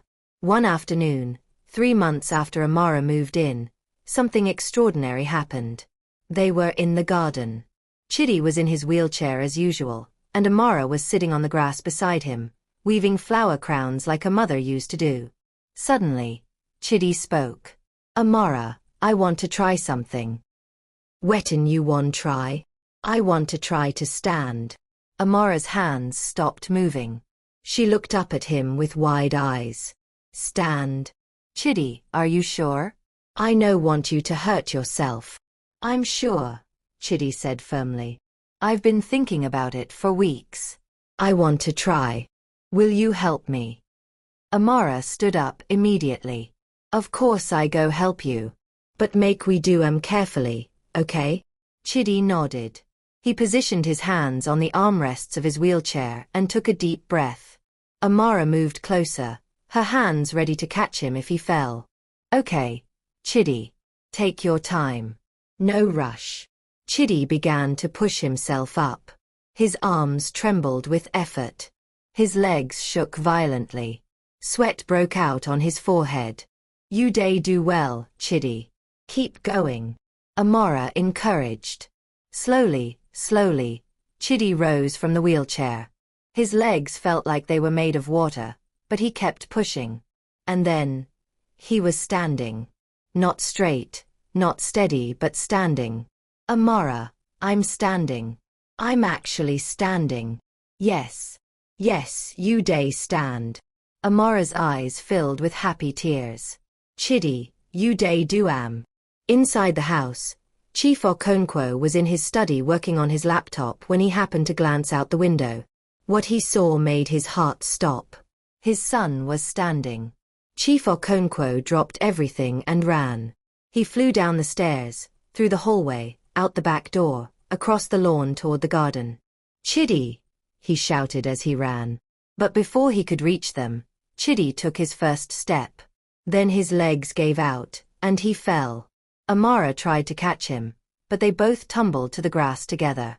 Chief Okonkwo reached them in seconds, his heart pounding with fear. Chidi, are you hurt? But Chidi was laughing. Actually laughing. Lying on the grass with Amara beside him, both of them covered in grass stains, and he was laughing with pure joy. Papa, did you see? I stood up. I took a step. I actually took a step. Chief Okonkwo knelt beside them, and for the first time in years, he began to cry openly. Not tears of sadness, but tears of overwhelming joy. I saw my son. I saw. You did it. You really did it. He looked at Amara, who was smiling proudly. Thank you, he whispered. Thank you for giving my son something I could never give him. You gave him courage. Amara shook her head. No, sir. Chidi get the courage inside already. I just help remember say day there. From that day forward, Chidi practiced every single day. At first, he could only stand for a few seconds. Then a minute. Then 5 minutes. Dr. Adeyemi was amazed. Chief, I've never seen improvement this rapid. Whatever is motivating your son, keep it up. It's Amara, Chief Okonkwo said simply. She's his motivation. Within 2 months, Chidi could walk with a walker. His steps were slow and shaky, but they were steps. Real steps. Amara walked beside him every day, holding his hand, counting his steps with him. 1, 2, 3, 4. Chidi, you don't pass yesterday own. Today you walk 12 steps. Chidi's face would light up with pride. Agnes would watch them from the kitchen window, wiping tears from her eyes. God is faithful, she would whisper. Look how he brought this child to heal our boy. Chief Okonkwo began to change too. He started smiling more. He started going back to work, but not with the same obsession as before. Now he came home early to have dinner with Chidi and Amara. He listened to their stories. He laughed at their jokes. One evening, Chief Okonkwo sat with both children in the living room. Amara was teaching Chidi how to braid hair using yarn, and they were both struggling and laughing. Chief Okonkwo watched them with a full heart. Then he said, Amara, I need to talk to you about something important. Amara looked up, suddenly nervous. Yes, sir. I want to officially adopt you. I want you to legally become my daughter. Would you like that? Amora's hands froze on the yarn. Her eyes filled with tears. Sir, you want make me be your daughter? For real? Yes. For real. I know I can never replace your parents, and I would never try to. But I want to give you a family again. I want you to be Chidi's sister officially, not just his friend. Chidi grabbed Amora's hand excitedly. Say yes. Please say yes. I want you to be my sister. Amora looked at both of them through her tears. These people had saved her life. They had given her hope when she had none. They had treated her with love and respect when the world treated her like garbage. Yes, she whispered. Yes, sir. I want to be part of this family. Chief Okonkwo smiled warmly. Then it's settled. Tomorrow, I'll contact my lawyer to begin the adoption process. That night, Amora lay in her bed, staring at her family photograph on the bedside table. She picked it up gently and whispered in Igbo, Mama Papa, I go always remember Una. Una go always day for my heart. But God don give me another family now.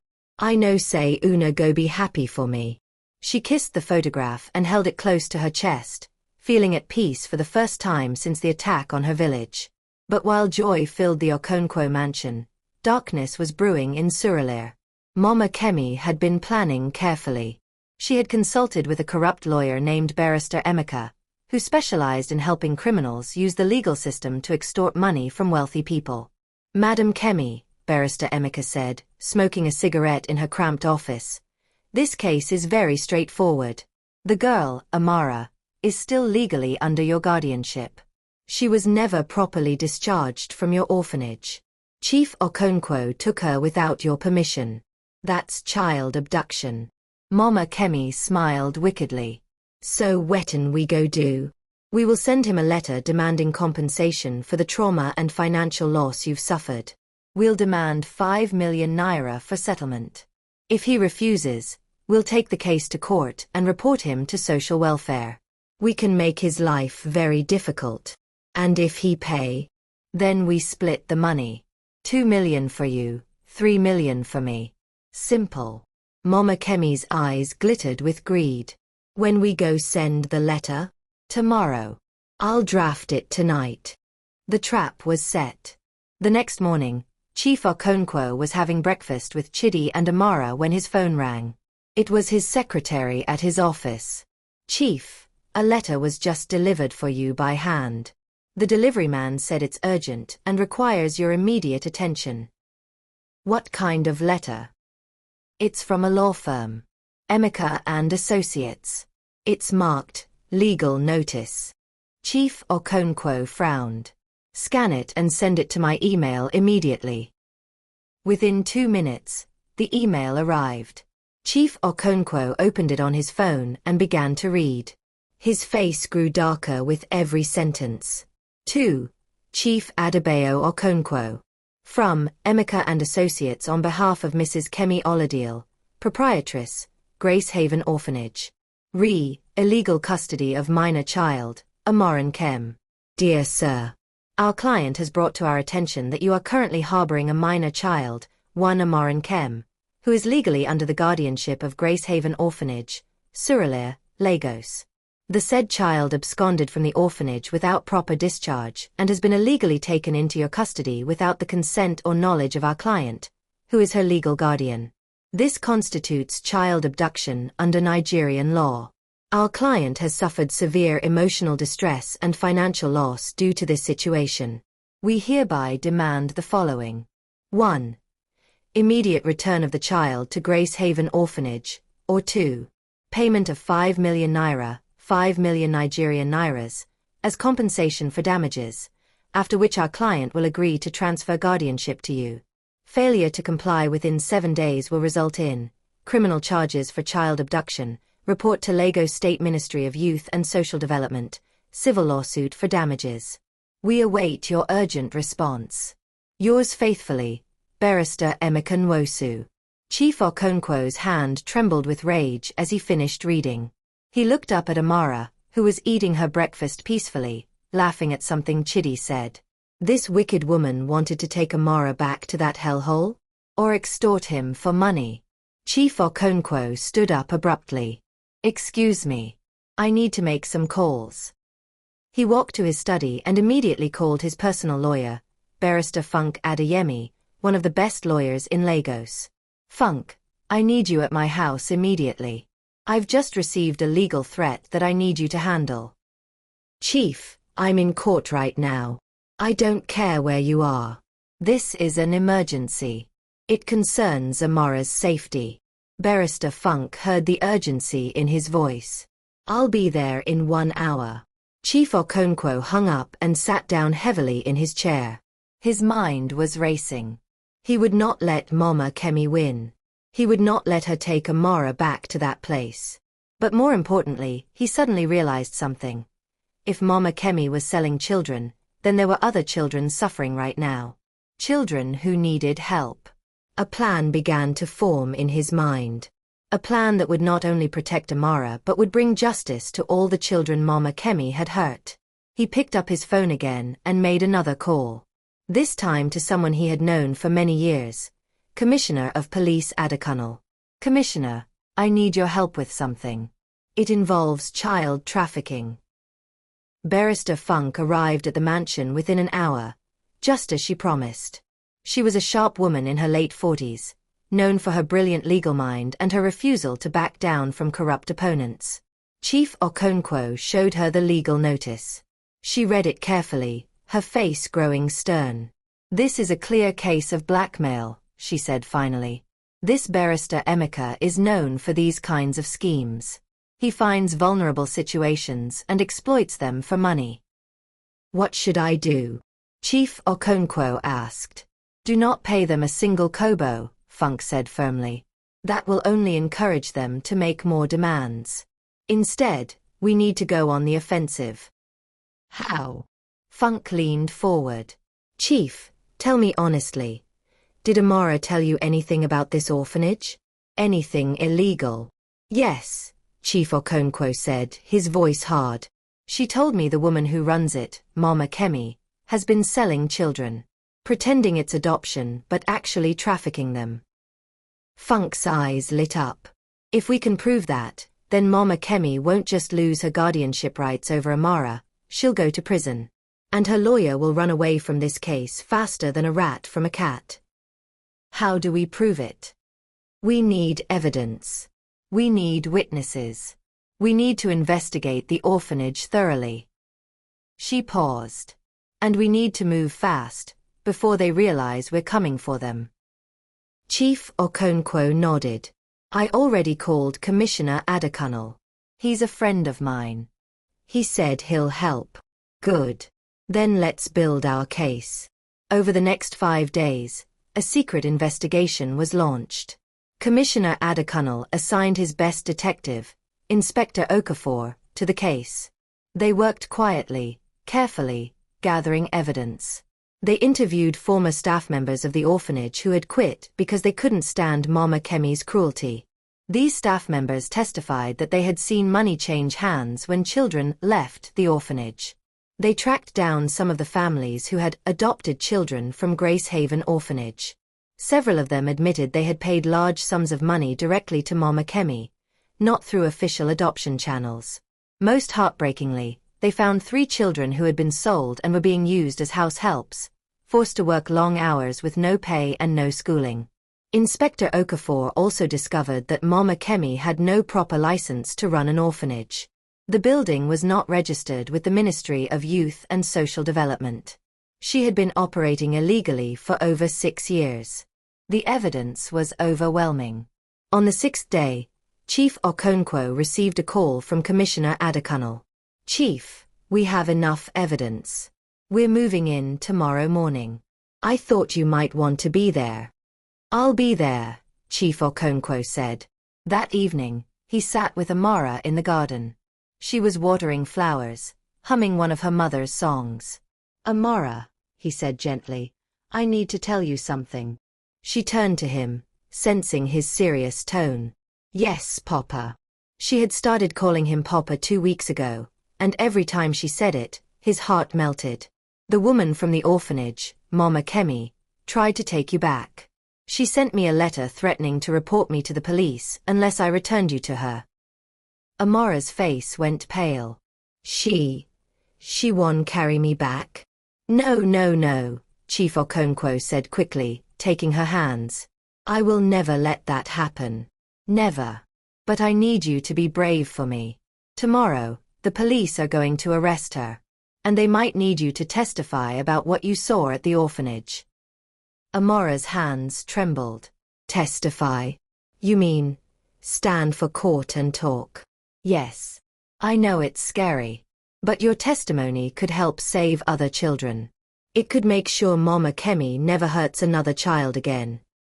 Amara was quiet for a long moment. Then she looked up at Chief Okonkwo with determined eyes. If my talk go save other Pekin, then I go talk. I no go fear. Chief Okonkwo pulled her into a hug. You are the bravest person I know.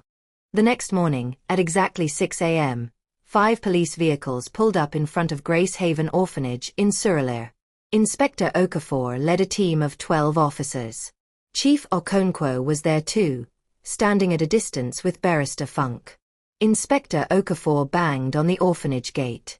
Police! Open this gate immediately. Inside, Mama Kemi was still sleeping when she heard the noise. She jumped out of bed, her heart racing. Wetin be all this noise? She rushed to the window and saw the police vehicles.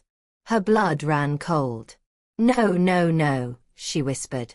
How them take no? She tried to run out the back door, but police officers were already there, waiting.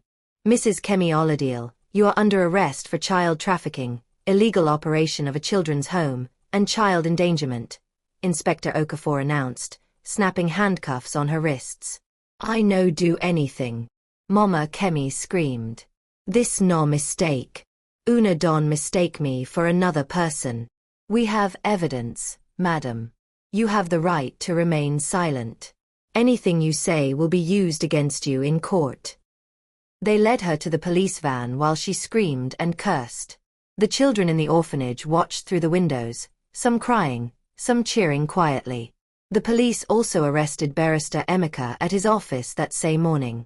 When he realized the kind of trouble he was in, he immediately began cooperating with the police, giving them more information about Mama Kemi's operations.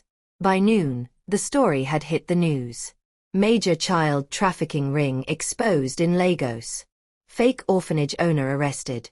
47 children sold over 5 years. Billionaire Chief Okonkwo helps expose child trafficking scandal. The story spread across Nigeria. Social media exploded with outrage. People called for Mama Kemi to face the harshest punishment possible. 3 weeks later, the case went to trial at the Lagos High Court. The courtroom was packed with journalists, activists, and concerned citizens. Mama Kemi sat in the defendant's box, looking small and afraid. Her expensive lawyer couldn't save her this time. The evidence was too strong. Witness after witness testified against her. Former staff members. Parents who had paid her. Children who had been sold. And then it was Amara's turn. Chief Okonkwo sat in the front row, holding Chidi's hand. Chidi had insisted on coming to support Amara, even though Chief Okonkwo was worried it might be too much for him.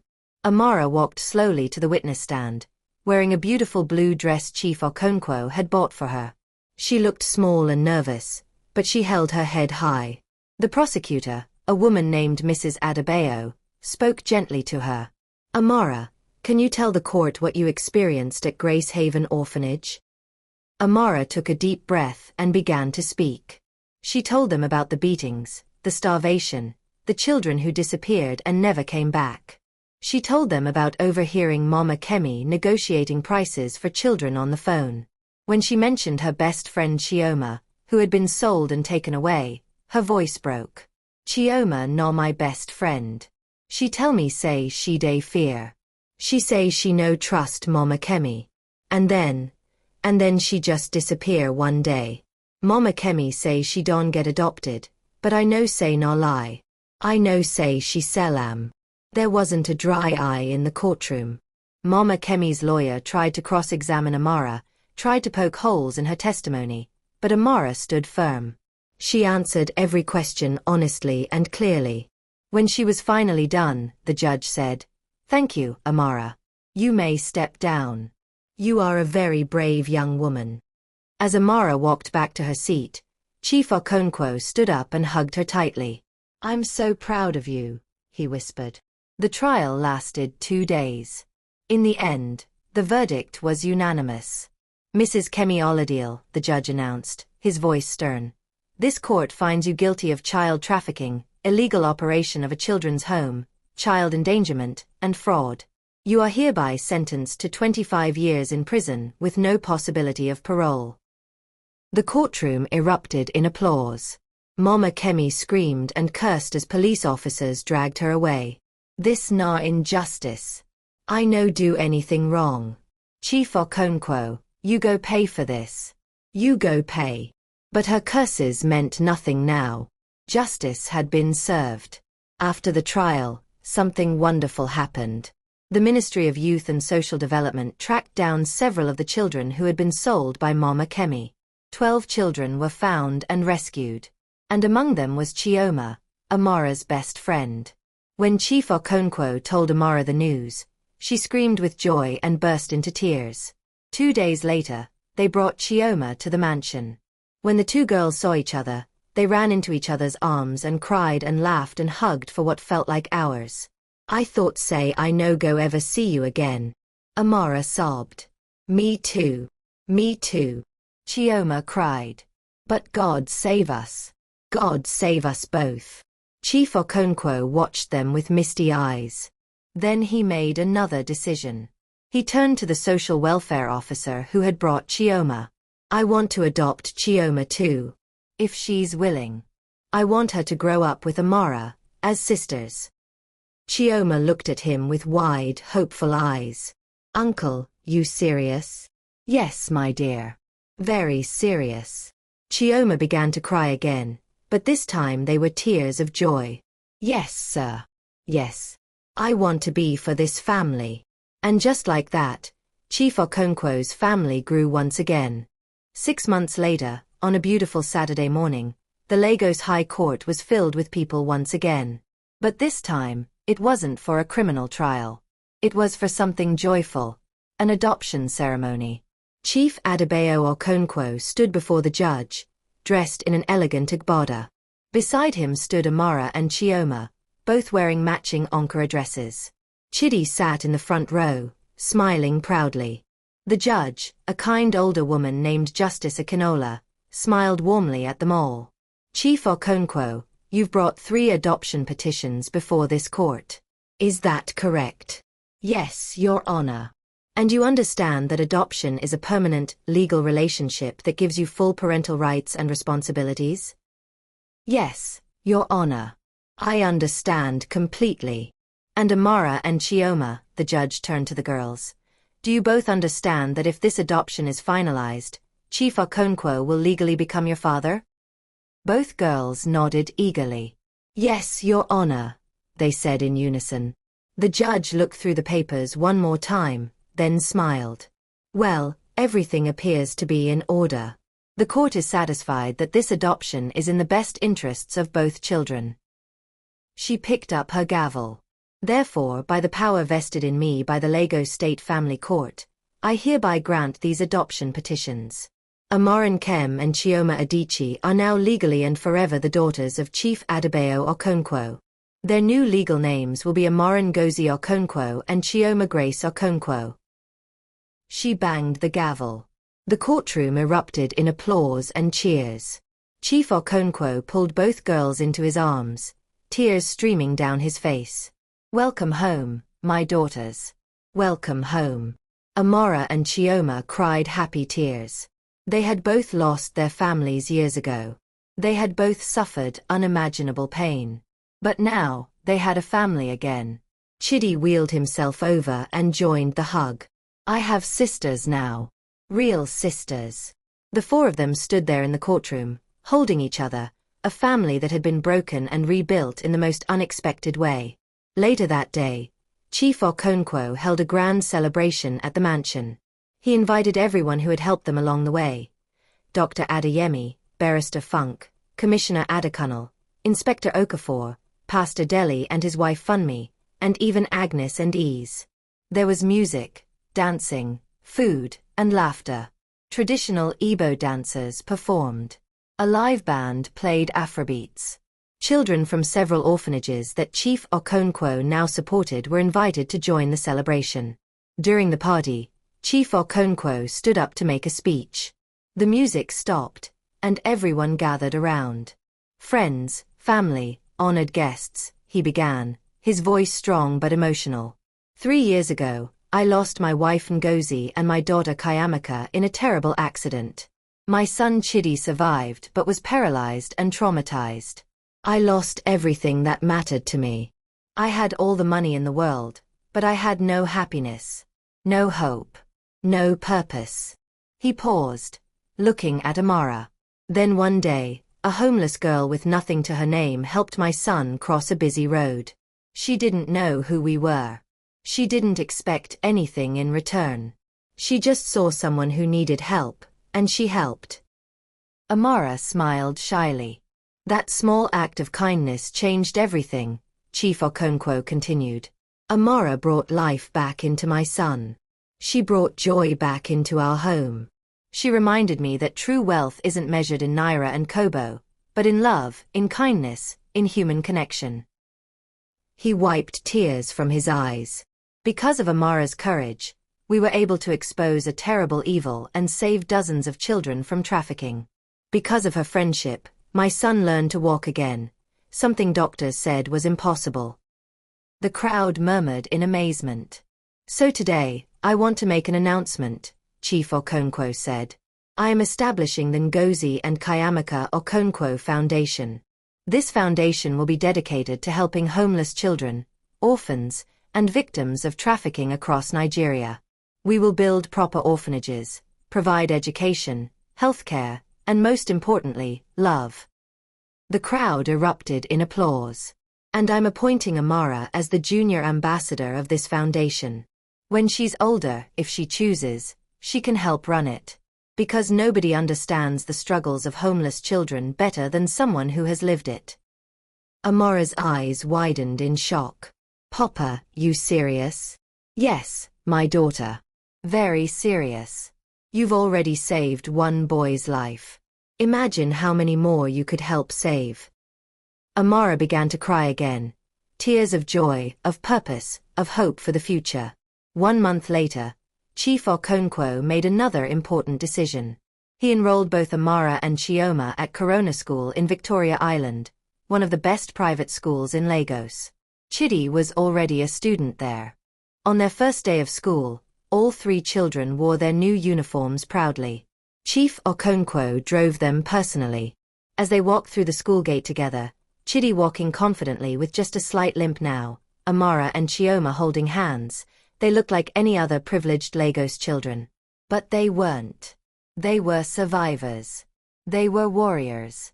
They were living proof that circumstances don't define destiny. That evening, after school, the family had a tradition now. They would all gather in the living room and share one thing they were grateful for that day. I'm grateful for my new friends at school, Chioma said. They were very nice to me. I'm grateful that I ran 2 full laps around the compound today during PE, Chidi said proudly. My legs are getting so strong. I'm grateful for this family, Amara said softly. After everything way I don pass through, I never think say I go ever feel safe again. But now I day feel safe. I day feel loved. I day feel like I finally come home. Chief Okonkwo's eyes filled with tears again. Happy tears. And I'm grateful for all of you. You've taught me that money cannot buy the things that truly matter. You've taught me that kindness is the most powerful force in the world. You've taught me how to love again. They all held hands together, sitting in a circle, a family bound not by blood but by something even stronger. Love, gratitude, and shared survival. 2 months later, Chief Okonkwo kept his final promise. He took the entire family on a trip to Enugu State, to the village where Amara had grown up. When they arrived, Amara's heart broke and healed at the same time. The village had been rebuilt. Houses stood where burnt ruins used to be. Children played where silence had reigned. The government had finally provided security, and displaced villagers had begun to return. Amara walked through the village, memories flooding back. She found where her old house used to stand. A new family lived there now, but they kindly allowed her to stand in the compound for a few minutes. She closed her eyes and whispered, "Mama Papa, if una fit hear me, I want make una know say I day okay now. I get new family way love me. But I no go ever forget una. Never." Chief Okonkwo stood beside her, his hand on her shoulder. "Would you like to visit their graves?" Amara nodded. They walked to the village cemetery, where a mass grave had been dug for the victims of the attack. Simple wooden crosses marked the spot. Amara knelt before the crosses and began to sing, one of the traditional Igbo songs her mother had taught her, a song for the dead. Na oni, nne oni, delunu. Unu sirila oni ganke oma. Oni ga echeta unu ruomi ibigi ebi. Udo ka nk unu. Our father, our mother, thank you. You've left us to a good place. We will remember you forever. May you rest in peace. Chief Okonkwo, Chidi, and Chioma stood behind her, silent and respectful. When she finished, they all bowed their heads and said a prayer together. Before they left the village, Chief Okonkwo met with the village head and the youth leaders. "I want to rebuild the village school," he said. "And I want to establish a skills acquisition center for the youth. No more suffering. No more lack." The villagers could not believe their ears. They praised him and blessed him repeatedly. As they drove away from the village that evening, Amara looked back through the car window, watching it disappear into the distance. She was leaving her past behind, but she was carrying its lessons with her. Resilience, kindness, faith, and the knowledge that even in the darkest times, light can still break through. Epilogue. 5 years later, 19-year-old Amara Ngozi Okonkwo stood on the stage at the University of Lagos, delivering a TEDx talk titled, "From Streets to Success: How Kindness Changes Everything." She wore a beautiful professional dress, her hair styled elegantly. She looked confident, educated, powerful. Nobody watching her would guess that she had once slept under bridges and begged for food. "When I was 14 years old," she told the packed auditorium, "I was homeless, hungry, and hopeless. I had lost everything. But one day, I saw a boy who needed help crossing the road. I could have walked away. I could have said, 'That's not my problem.' But my mother taught me that kindness costs nothing but means everything." The audience listened intently. "That one act of kindness changed my life forever. That boy's father became my father. That boy became my brother. And I learned the most important lesson of my life. We are all connected. When we help others, we help ourselves. When we lift others up, we rise together." The audience applauded loudly. Amara smiled. "Today, I'm a second-year medical student. My sister Chioma is studying law. My brother Chidi is now a professional footballer. Yes, the same boy who was told he'd never walk again is now playing for a Premier League team." The audience cheered. "And together, our family has helped over 500 homeless children find homes, education, and hope through the Ngozi Foundation. But we couldn't have done any of it without that first step, kindness." She paused, letting her words sink in. "So my question to you today is this. Who will you help? Who will you show kindness to? Because you never know, that person might just change your life too." The auditorium erupted in a standing ovation. In the audience, Chief Adebayo Okonkwo stood with tears streaming down his face, clapping until his hands hurt. Beside him, Chidi clapped enthusiastically, his football jersey visible under his jacket. Chioma wiped tears from her eyes, so proud of her sister. After the talk, They all went out for dinner at a fancy restaurant on Victoria Island. As they sat around the table, laughing and talking, Chief Okonkwo looked at his 3 children and felt his heart overflow with gratitude. "Can I say something?" he asked. Everyone quieted down. 7 years ago, I had everything money could buy, but I had nothing that mattered. Today, I'm the richest man in Nigeria, not because of my bank account, but because of you 3. You've given me purpose. You've given me joy. You've given me a reason to wake up every morning. "Papa, you're going to make me cry again," Chioma said, her voice already shaking with emotion. Chief Okonkwo smiled through his own tears. "Let me finish. Amara, when I saw you helping Chidi that day on the road, I didn't know I was watching my daughter. I didn't know I was watching an angel sent by God to heal my family. I was so consumed by fear and pain that I almost missed the blessing standing right in front of me." He reached across the table and took Amara's hand. "But God is faithful. He brought you back to us when you were in the hospital. He gave us a second chance. And I promise you, I will spend the rest of my life making sure that other children get the same chance you and Chioma got." Amara squeezed his hand. "Papa, you already doing more than enough. The foundation Don helps so many children. You Don change so many lives." "We've changed lives together," Chief Okonkwo corrected. "This was never just about me.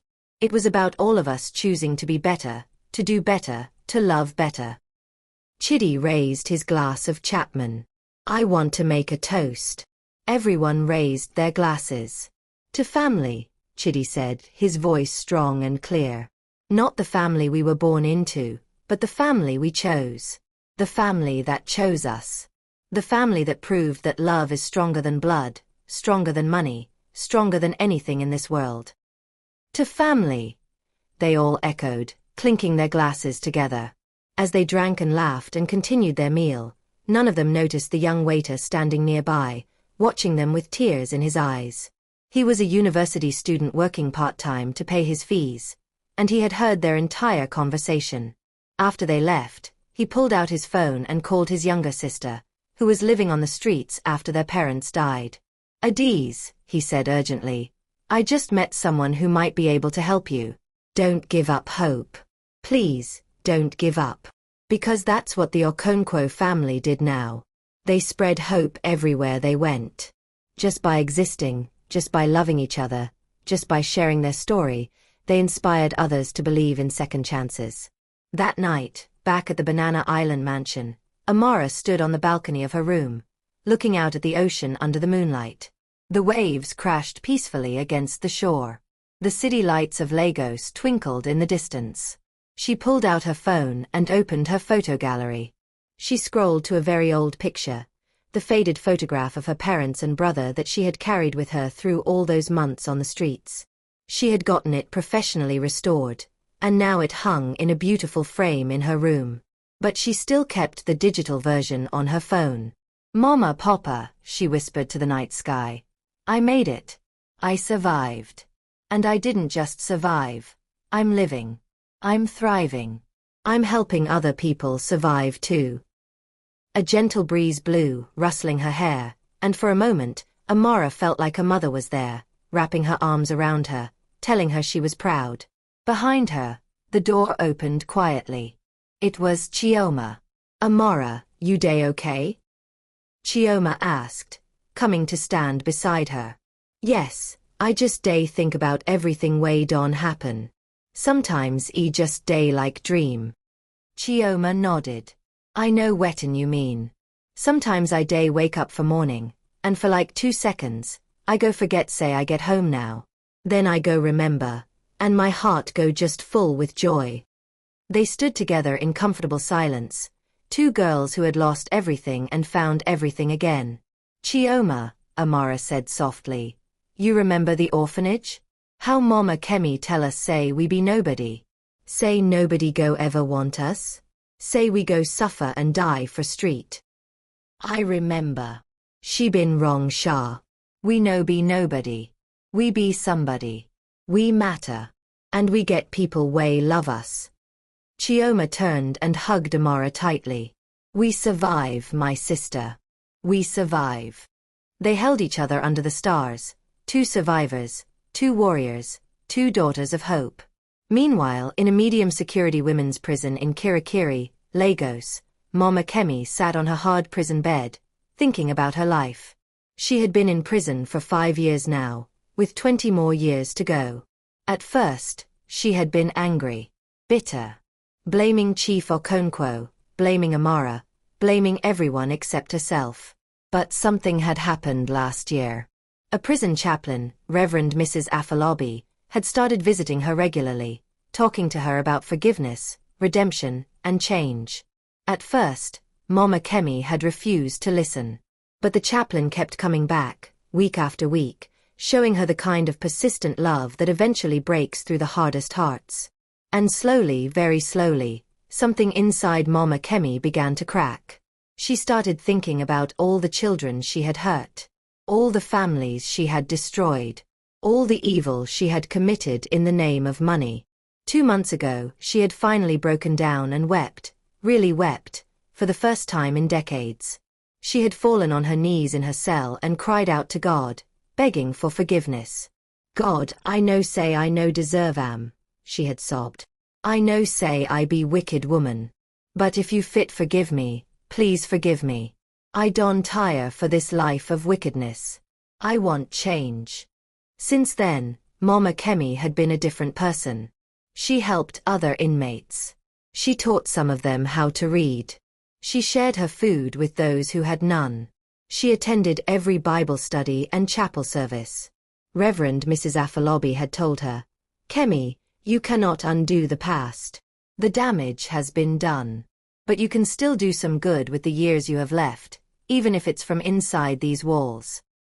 And that's what Mama Kemi was trying to do now. She was trying to be better.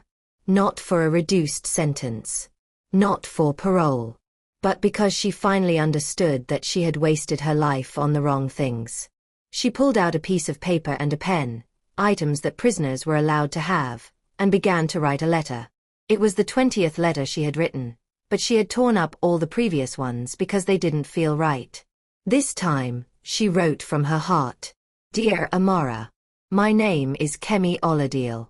You know me as Mama Kemi from the orphanage. I am writing this letter from Kirikiri prison, where I am serving a 25-year sentence for the wicked things I did to you and many other children. I am not writing to ask for your forgiveness. I know I do not deserve it. I am not writing to make excuses. There are no excuses for what I did. I am writing simply to say, I am sorry. I am sorry for starving you. I am sorry for beating you. I am sorry for making you feel like you were nobody. I am sorry for selling your friend Chioma and so many other children. I am sorry for every moment of fear and pain I caused you. I have heard about your life now. Even in prison, news reaches us. I heard that you were adopted by Chief Okonkwo. I heard that you are now in university studying medicine. I heard about the Ngozi Foundation and all the children you are helping. I am glad. I am so glad that despite what I did to you, you became somebody wonderful. You proved that I was wrong about you. You were never nobody. You were always somebody special, somebody valuable, somebody loved by God. I am trying to change now. It is too late to undo the damage I have done, but I am trying to be a better person in the years I have left. I help other inmates. I teach them to read. I share my food. I pray for all the children I hurt, including you. I do not expect you to write back. I do not expect you to forgive me. I just wanted you to know that I am sorry, and that I am proud of the woman you have become. May God continue to bless you and your family. Yours in regret and hope, Kemi Oladiel. She folded the letter carefully, put it in an envelope, and addressed it to Amara Ngozi Okonkwo, care of the Ngozi Foundation, Victoria Island, Lagos. The next day, she gave it to Reverend Mrs. Afolabi to mail for her. Are you sure you want to send this? The chaplain asked gently. The girl might not respond well. It might bring back painful memories for her. I know, Mama Kemi said. But I need to say sorry. Even if she never forgive me, I need to say sorry. The letter was mailed. 2 weeks later, the letter arrived at the Ngozi Foundation office. The secretary, unsure what to do with it, forwarded it to Chief Okonkwo. That evening, Chief Okonkwo showed it to Amara privately in his study. This came to the foundation office today. It's from Mama Kemi. You don't have to read it if you don't want to. I can throw it away right now. Amara stared at the envelope, her heart beating fast. Part of her wanted to tear it up without reading it. Part of her was curious. I go read she said finally. But stay with me, Papa. Please. Of course, my daughter. I'm right here. Amara opened the letter with trembling hands and read it slowly. As she read, tears began to fall down her cheeks. Chief Okonkwo put his arm around her shoulders. When she finished, she sat in silence for a long time. How do you feel? Chief Okonkwo asked gently. I no, Papa. I still remember all the wicked things she do. I still remember how she make me suffer. But... She paused, wiping her tears. But e be like say she day truly sorry. E be like say she don change. Do you want to write back to her? Amara thought about it carefully. She thought about her mother's words. Never lose your kindness, Amara. Kindness is the most valuable thing a person can have. She thought about all the kindness that had been shown to her. Pastor Deli and Funmi who saved her in the rain, Chief Okonkwo who paid her hospital bill, Chidi who became her best friend. If they could show her kindness when she was nobody, could she show kindness to someone who had hurt her but now seemed truly sorry? Yes, Papa, she said finally. I want right back. I know if I fit fully forgive her yet. But I fit at least tell her say I receive her letter, and say I day pray for her too. Chief Okonkwo's eyes filled with pride. Amara, you are a better person than most adults I know. Your mother would be so proud of you. That night, Amara wrote a short reply. Dear Mama Kemi, I received your letter. Thank you for your apology. I will not lie and say that I have forgotten what happened at the orphanage. The memories still hurt sometimes. But I believe that people can change. If God has changed your heart, then I am glad. I hope you continue to do good things, even from inside prison. I am not sure if I can fully forgive you yet. But I am trying. And I will pray for you. May God continue to work in your life. Amara Ngozi Okonkwo. She sent the letter the next day. When Mama Kemi received it 2 weeks later, she wept. Not because Amara had fully forgiven her, she hadn't expected that. But because Amara had responded at all. Because Amara was willing to try. It was more than she deserved. Much more. And in that moment, Mama Kemi understood something profound. Mercy is not about getting what you deserve. Mercy is about receiving grace when you deserve judgment. She fell on her knees in her cell and thanked God for the second chance she didn't deserve but was receiving anyway. The final scene. 3 years later, on a sunny Saturday afternoon, the Okonkwo family organized a massive celebration at the National Stadium in Lagos. It was the 8th anniversary of the Ngozi Foundation, and they were celebrating a major milestone. The foundation had now helped over 2,000 homeless children and orphans across Nigeria. The stadium was packed with people. Former street children who were now in school, families who had adopted orphans through the foundation, donors, volunteers, and well-wishers. On the stage sat Chief Adebayo Okonkwo, now 60 years old with silver hair but still strong and healthy. Beside him sat his 3 children, Amara, now 22 and in her final year of medical school, Chioma, 21 and already practicing as a junior lawyer, and Chidi, 20 years old and a rising star footballer who had just signed a contract with a European club.